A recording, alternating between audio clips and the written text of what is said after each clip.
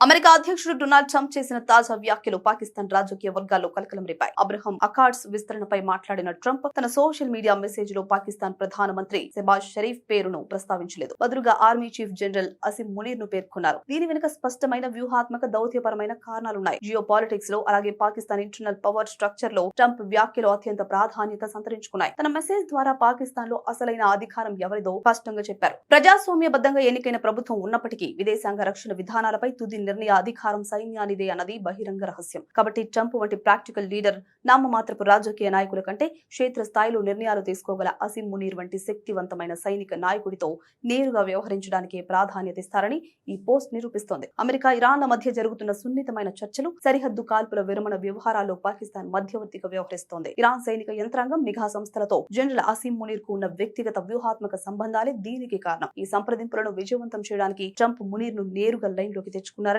భావించొచ్చు. ఇక Abraham Accords లో పాక్ ను భాగస్వామిని చేయడం కూడా ట్రంప్ ఉద్దేశం కావచ్చు. ఇజ్రాయెల్ తో అరబ్, ముస్లిం దేశాల మధ్య సాధారణ సంబంధాలు లక్ష్యంగా కుదిరిన అబ్రహం అకార్డ్స్ ను మరింత విస్తరించాలని ట్రంప్ భావిస్తున్నారు. పాకిస్తాన్ వంటి అగ్రగామి ముస్లిం దేశాన్ని ఇందులో చేర్చడం ద్వారా చారిత్రాత్మక మార్పు తీసుకురావాలనేది ట్రంప్ వ్యూహం. అయితే పాక్ లో ఇజ్రాయెల్ కు వ్యతిరేకంగా ఉండే తీవ్ర అంతర్గత రాజకీయ ఒత్తిడిని, మతపరమైన వ్యతిరేకతను కేవలం పాక్ సైన్యం మాత్రమే అణిచివేయగలదు అని ట్రంప్ నమ్ముతున్నారు. అందుకే ఆయన ప్రధానిని కాదని ఆర్మీ చీఫ్ ను ఈ ప్రకటనలో భాగస్వామిని చేశారు.